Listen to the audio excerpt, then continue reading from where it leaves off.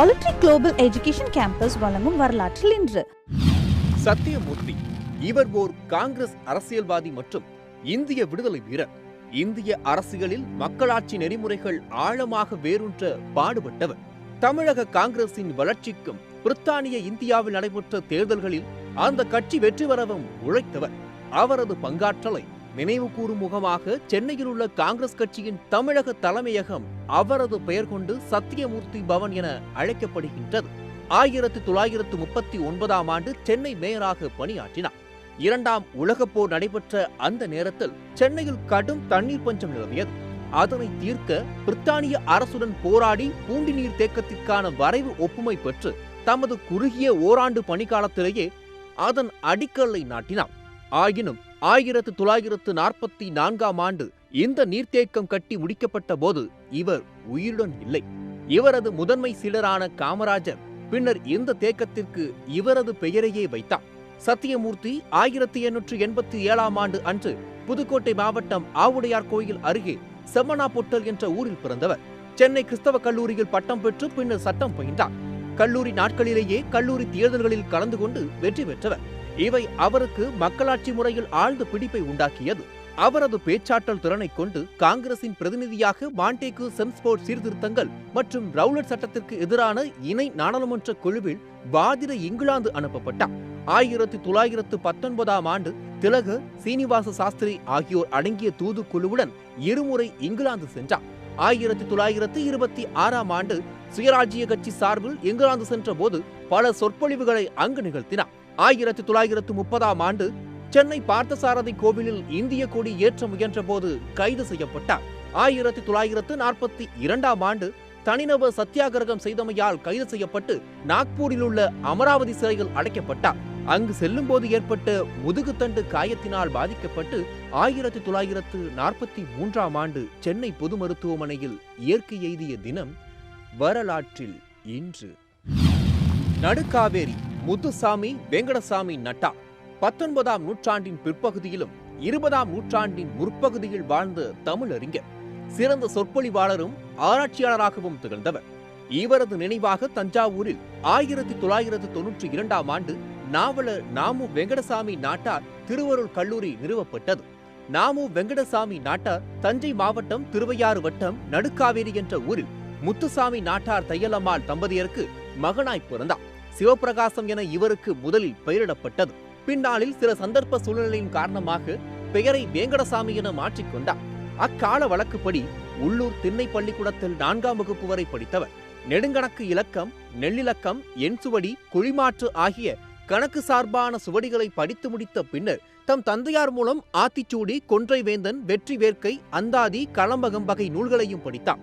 சாவித்திரி வெண்பா எனும் நூலை இயற்றிய ஐ. சாமிநாத முதலியாரின் தூண்டுதலால் ஆசிரியர் துணையின்றி தானே தமிழ் இலக்கண இலக்கியங்களை பயின்று மதுரை தமிழ்ச்சங்கத்தின் பிரவேச பண்டிதம், பால பண்டிதம், பண்டிதம் ஆகிய தேர்வுகளை எழுதி முதல் மாணாக்கராக தேர்ச்சியுற்று வள்ளல் பாண்டிதுரை அவர்கள் கையால் தங்க தோடா பெற்றவர்.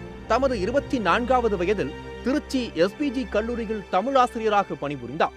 கோயம்புத்தூர் தூய மைக்கேல் மேல்நிலைப் பள்ளியில் தமிழாசிரியராக ஓராண்டு பணியாற்றினார். திருச்சி பிசப் ஹீபர் கல்லூரியில் தலைமை தமிழ் பேராசிரியராக 24 ஆண்டுகள் பணிபுரிந்தார். பின்னர் அண்ணாமலை பல்கலைக்கழகத்தில் தமிழ் பேராசிரியராக 7 ஆண்டுகள் பணியாற்றி ஓய்வு பெற்று சொந்த ஊருக்கு திரும்பினார். தமிழவேல் உமா மகேஸ்வரனார் அவர்கள் விரும்பியவாறு கரந்தை புலவர் கல்லூரியில் 4 ஆண்டுகள் ஊதியம் பெறாமல் மதிப்பியல் முதல்வராக பணிபுரிந்துள்ளார்.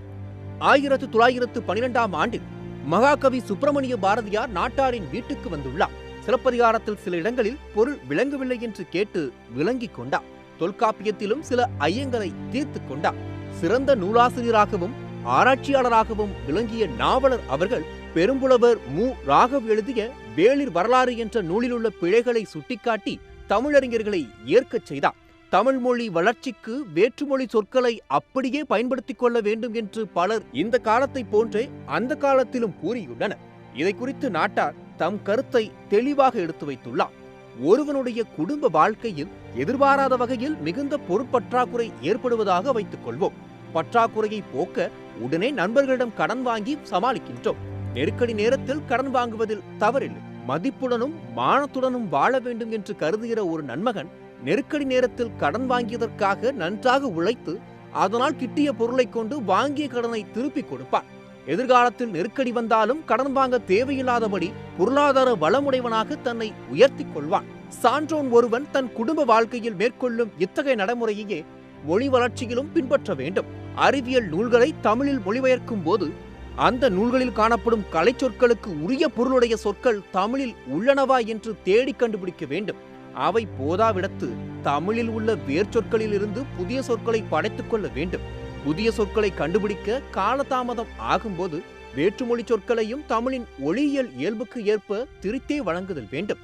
கல்வியில் பெரியவராகிய கம்பர் இலக்குவன் என்றிவ்வாறாக வடசொல் உருவினை தமிழ் இயல்புக்கு ஏற்ப மாற்றியுள்ளமை காண்க. கிறிஸ்தவ வேத புத்தகத்தை மொழிபெயர்த்தோ இயேசு, யோவான், யாக்கோபு என்றெங்கனம் தமிழ் இயல்புக்கு ஏற்ப சொற்களை திருத்தமையால் அதன் பயிற்சிக்கு குறை ஒன்றும் இல்லை. ஒவ்வொரு மொழியிலும் இந்த இயல்பு காணப்படும். ஆகவே பிற மொழிகளில் உள்ளவாறே அந்த சொற்களை தமிழ் மொழியில் வழங்க வேண்டும் என்பது நேர்மையாகாது. இப்படி தமிழை கைவிடாது காப்பாற்றி வந்த நாமு வெங்கடசாமி நாட்டார் மறைந்த தினம் வரலாற்றில் இன்று.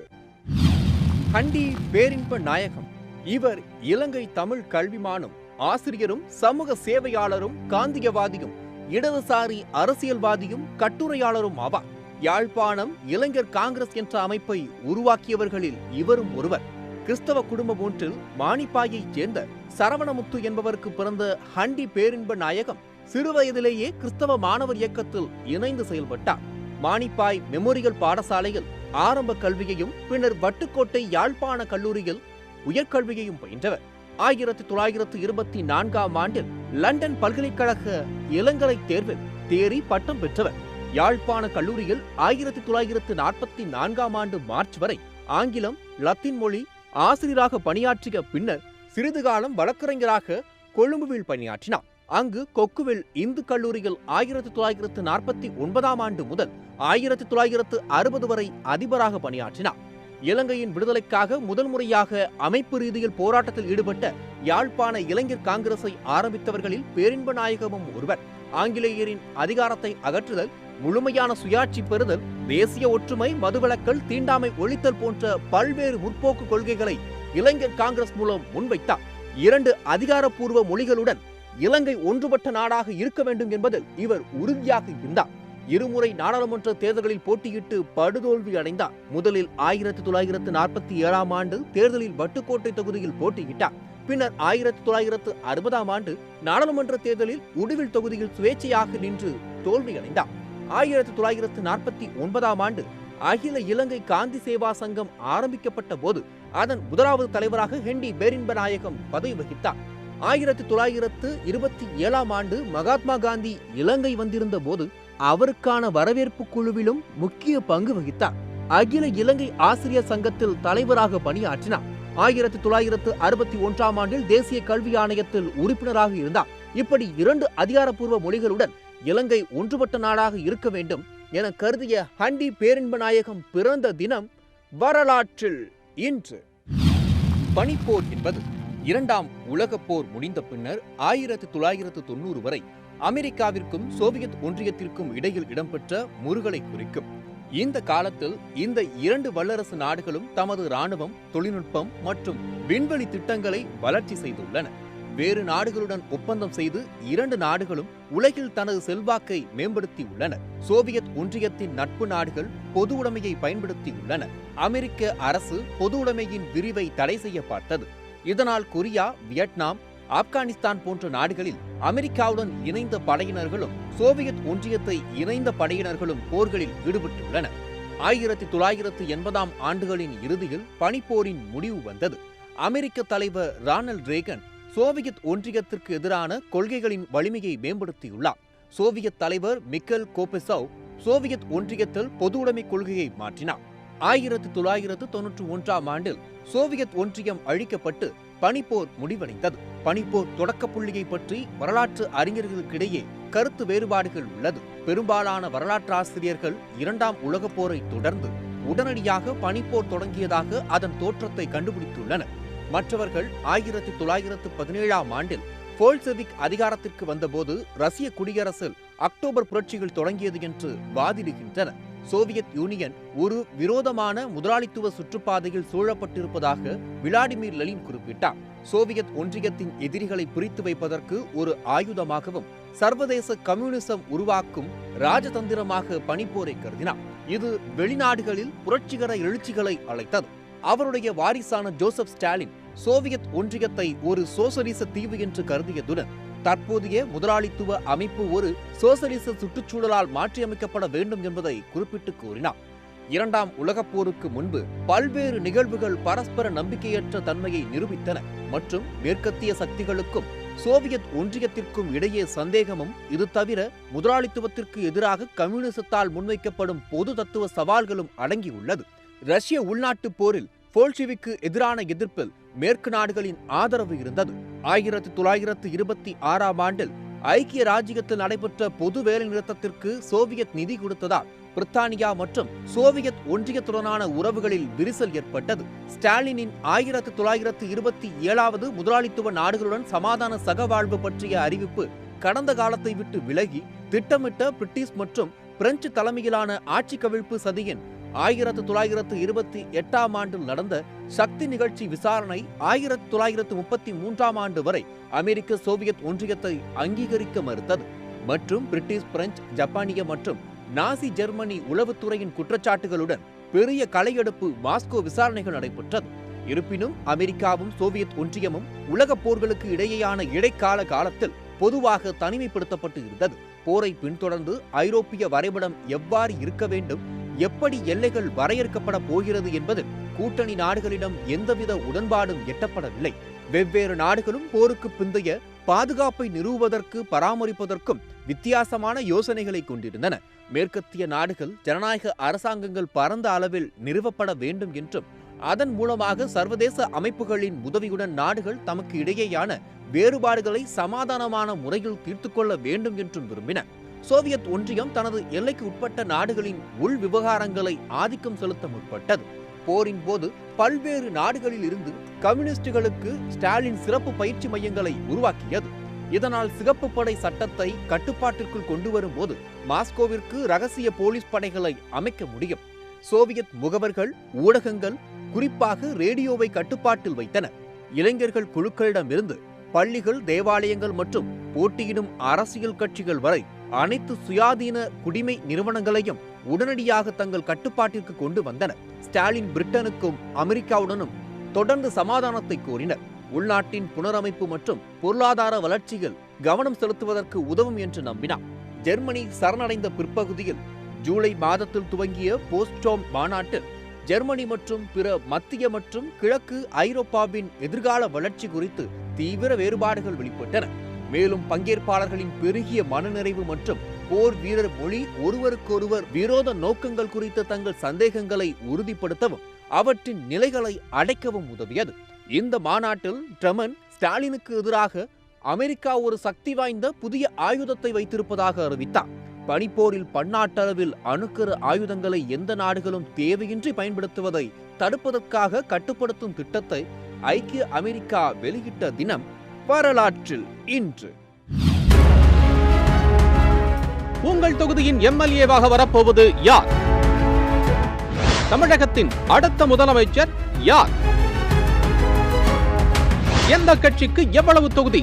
சத்தியம் டிவியின் மெகா சர்வே முடிவுகள் இன்று மதியம் 2 மணிக்கு உங்கள் சத்தியம் தொலைக்காட்சியில் காணத் தவறாதீர்கள். இன்றைய சொல்லுவெள்ளு போட்டிக்கான கேள்வி: தமிழகத்தில் எந்தெந்த தேதிகளில் பைக் பேரணிக்கு தேர்தல் ஆணையம் தடை விதித்துள்ளது? 17ஆம் நூற்றாண்டில் மராத்தியர்கள் சிவாஜியின் தலைமையில் ஒன்று கூடி தற்கால மகாராஷ்டிராவில் வலிமையான பேரரசை நிறுவ தக்கான சுல்தான்கள் மற்றும் தில்லி முகலாயர்களுடன் போரிட்டனர். ராய்கட் மலைக்கோட்டை மராத்திய அரசின் தலைநகராக விளங்கியது. சிவாஜியின் மகன் சத்ரபதி சாகுஜி அவுரங்கசீப்பின் மறைவுக்கு பின்னர் தில்லி சிறையில் இருந்து விடுவிக்கப்பட்டு ராய்கட் வந்தார். அப்போது மராத்திய பேரரசை வழிநடத்திக் கொண்டிருந்த அவரது சித்தி தாராபாயை நீக்கிவிட்டு தானே மராத்திய மன்னராக முடிசூட்டிக் கொண்டு பாலாஜி விஸ்வநாத்தை தனது முதலமைச்சராக நியமித்துக் கொண்டார். பேஷ்வா பாலாஜி விஸ்வநாத் மற்றும் அவரது வழித்தோன்றல்கள் மராத்திய பேரரசின் வளர்ச்சிக்கு உதவ துணை நின்றனர்.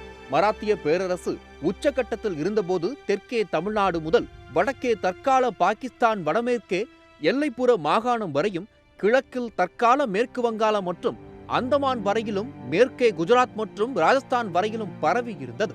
1761ஆம் ஆண்டு நடந்த 3ஆம் பானிபட் போரில் மராத்திய படைகள் துரானி பேரரசின் அகமது ஷா துரானியின் படைகளிடம் தோல்வியுற்றதால் மராத்திய பேரரசின் வளர்ச்சி அத்துடன் நிறைவடைந்தது. இந்த போர் நடந்த 10 ஆண்டுகளுக்கு பின்னர் பேஷ்வா முதலாம் மாதவராவ் வட இந்தியாவில் மீண்டும் மராத்திய பேரரசை நிலைநிறுத்தினார். முதலாம் மாதவராவ் காலத்தில் பெரிய மராத்திய பேரரசை சிறிதளவு தன்னாட்சியுடைய பகுதிகளாக பிரித்து வலிமை மிக்க படை தலைவர்களால் மராத்திய சிற்றரசுகள் எனும் பெயரில் ஆளப்பட்டது. மராத்திய பேரரசின் பரோடா ராஜ்யத்தை கெய்க்வாட்டுகளும், மால்வா மற்றும் இந்து ராஜ்யத்தை ஓல்கர் வம்சத்தவர்களும், குவாலியர் ராஜ்யத்தை சிந்தியாக்களும், நாக்பூரை போன்சேலேக்குகளும், பவார் குலத்தினதார் ராஜ்யம் மற்றும் தேவாஸ் ராஜ்யங்களை ஆண்டனர். 1775 புனேயில் நடந்த பேஷ்வாக்களின் வாரிசுரிமை போராட்டத்தில் கிழக்கிந்திய கம்பெனி ஆட்சியினர் தலையிட்டதன் பேரில் நடந்த முதலாம் ஆங்கிலேய மராத்திய போரின் முடிவில் மே 17, 1782 ஆங்கிலேயர்களுக்கும் மராத்தியர்களுக்கும் ஏற்பட்ட சல்பாய் ஒப்பந்தத்தின்படி சால்சட்டி தீவு மற்றும் இந்தியாவின் மேற்கு கடற்கரை பரப்பின் பெரும் பகுதிகளை கொண்டிருந்த மராத்திய பேரரசின் கடற்படை தலைவரான கனாஜி ஆங்கரே போர்த்துகேயர் மற்றும் ஆங்கிலேயர் படைக்கு எதிராக போரிட்டார். கடற்கரை பகுதிகளில் காவல் மேடைகள் அமைக்கப்பட்டு பெரிய நீளமான பீரங்கி தளங்கள் நிறுவப்பட்டது. மராத்திய பேரரசர் சத்ரபதி சாகுஜி மற்றும் முதலாம் மாதவராவின் மறைவிற்கு பின்னர் மராத்திய பேரரசு தேசஸ் பிராமண குல பேஷ்வாக்களின் தலைமையில் பல சிற்றரசுகளாக ஆளப்பட்டது. போன்சேலே எனும் சத்திரிய குலத்தில் பிறந்த பேரரசர் சிவாஜி தற்கால மகாராஷ்டிரா மாநிலத்தில் 1674ஆம் ஆண்டில் மராத்திய பேரரசை நிறுவினார். தக்கான சுல்தான் அடில்சாவிடம் இருந்து மராத்திய பகுதிகளை விடுவித்து சுதந்திர இந்து மராத்திய நாட்டை நிறுவ உறுதி எடுத்துக் கொண்டார். மராத்திய பேரரசின் முதல் தலைநகராக ராய்கட் கோட்டை விளங்கியது. சிவாஜி தன் ராஜ்யத்தை காத்துக்கொள்ள தொடர்ந்து முகலாய பேரரசு மற்றும் தக்கான சுல்தான்களின் படைகளும் மோதிக்கொண்டே இருந்தார். 1674ஆம் ஆண்டில் சிவாஜிக்கு சத்ரபதி பட்டத்துடன் மராத்திய பேரரசின் பேரரசாக மணிமுடி சூட்டப்பட்டது. இந்திய துணைக்கண்டத்தின் புவிப்பரப்பில் 4.1% பகுதியை மராத்திய பேரரசில் சிவாஜி கொண்டு வந்தார். சிவாஜியின் மறைவின் போது மராத்திய பேரரசில் 300 கோட்டைகளும், 40,000 குதிரைப்படை வீரர்களும், 50,000 தரைப்படை வீரர்களும் மற்றும் அரபுக்கடல் பகுதியில் கப்பற்படையும் இருந்தது. சிவாஜியின் பேரன் சாகுஜியின் காலத்திலும் பேஷ்வாக்களின் ஆட்சி காலத்திலும் மராத்திய பேரரசு அனைத்து துறைகளில் முழு வளர்ச்சியடைந்த பேரரசாக விளங்கியது. மராத்திய பேரரசின் படைத்துறைகளை நிர்வகித்த சிற்பவன் பட் பிராமண குலத்தை சேர்ந்த பேஷ்வாக்கள் ஆவார். பின்னாளில் சாகுஜியின் காலத்திற்கு பின்னர் மராத்திய பேரரசர்களை கைப்பாவையாக வைத்துக் கொண்டு ஆட்சி நிர்வாகத்தை நேரடியாக நடத்தினார். பேஷ்வாக்களின் ஆட்சி காலத்தில் மராத்திய பேரரசு இந்திய துணைக்கண்டத்தில் பெரும் பகுதிகளை கைப்பற்றி செல்வாக்குடன் விளங்கியது. 1720ஆம் ஆண்டில் பாலாஜி விஸ்வநாத் இறப்பிற்கு பின்னர் அவரது மகன் பாஜிராவ் மராத்திய பேஷ்வாவாக மராத்திய பேரரசர் சாகுஜி நியமித்தார். பாஜிராவ் 1720, 1740 வரை மராத்திய பேரரசை புதிய இந்திய பகுதிகளில் 3 முதல் 30% வரை விரிவாக்கம் செய்தார். 1740ஆம் ஆண்டு மறைந்த பாஜிராவ் தனது இறப்பிற்கு பின்னர் 41 போர்க்களங்களை கண்டவர். எந்த போர்க்களத்திலும் தோல்வியை கண்டிராதவர். நாசிக் நகரத்தின் அருகே பால்கேத் எனும் இடத்தில் ஐதராபாத் நிஜாமிற்கும் பாஜிராவுக்கும் இடையே 1728ஆம் ஆண்டு நடைபெற்ற போரில் மராத்திய படைகள் நிஜாமின் படைகளை வென்றது. இந்த போர் மராத்தியர்களின் போர் தந்திரங்களுக்கு ஒரு எடுத்துக்காட்டாகும். முதலாம் பாஜிராவ் தலைமையில் 1737ஆம் ஆண்டு நடைபெற்ற டில்லி போரில் மராத்திய பேரரசின் படைகள் டில்லியின் நகர்ப்புறங்களில் மின்னலடி தாக்குதல்கள் நடத்தி முகலாயர்களை தோற்கடித்த தினம் வரலாற்றில் இன்று.